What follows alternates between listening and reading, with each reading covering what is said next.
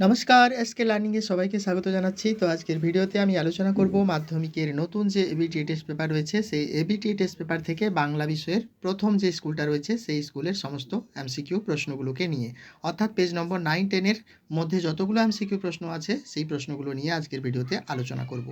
তো তোমরা ভিডিওটা শেষ পর্যন্ত অবশ্যই দেখো এবং সঠিক উত্তরগুলো অবশ্যই তোমরা পেন দিয়ে অথবা লেড পেন্সিল দিয়ে মার্ক করে রাখো, ঠিক আছে? প্রথমেই চলে আসছি পেজ নম্বর 9-এ, আর পেজ নম্বর 9-এ এক দাগে সঠিক উত্তরটি নির্বাচন করো, ঠিক আছে? তো 1.1-এ রয়েছে আশ্চর্য হয়েছি, একটু ভয়ও পেয়েছি, হরিদার কোন রূপ দেখে বক্তার এমন দশা হয়েছিল, ঠিক আছে? তো এখানে সঠিক উত্তর হবে বিরাগী রূপ দেখে, ঠিক আছে? বিরাগী রূপ দেখে।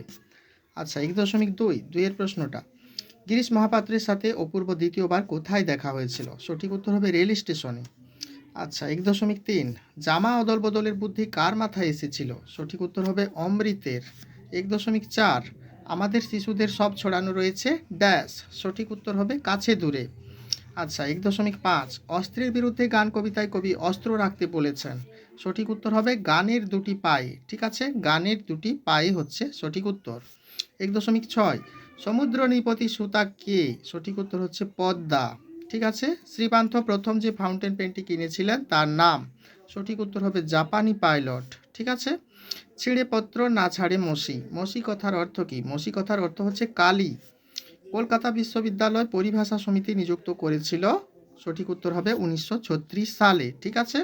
যে কর্তা অন্য কাউকে দিয়ে কাজ করায়, সঠিক উত্তর হচ্ছে প্রযোজক কর্তা, ঠিক আছে? অনুসর্গ মাত্রই অব্যয়, সঠিক উত্তর হচ্ছে অব্যয়। বুড়ো মানুষের কথাটা শোনো, চিহ্নিত পদটি যে সমাসের উদাহরণ সেটি হলো তৎপুরুষ সমাস।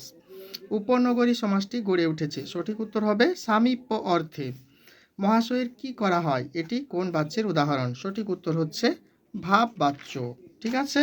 চলে আসছি পরের প্রশ্নে, যারা ওস্তাদ কলমবাজ তাদের বলা হয় ক্যালিগ্রাফিস্ট, এটি কোন শ্রেণীর বাক্য? সঠিক উত্তর হচ্ছে জটিল বাক্য, ঠিক আছে?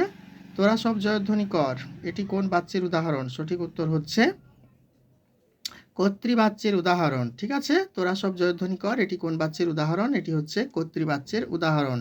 শেষ এমসিকিউ প্রশ্ন, নির্দেশক বাক্যের একটি শ্রেণী হলো নঙ্গর্থক বাক্য, সঠিক উত্তর হচ্ছে নঙ্গর্থক বাক্য।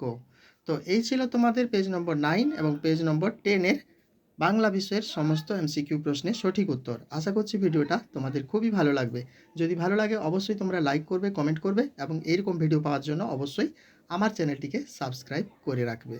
ভিডিওটি দেখার জন্য তোমাদের সবাইকে অনেক অনেক ধন্যবাদ।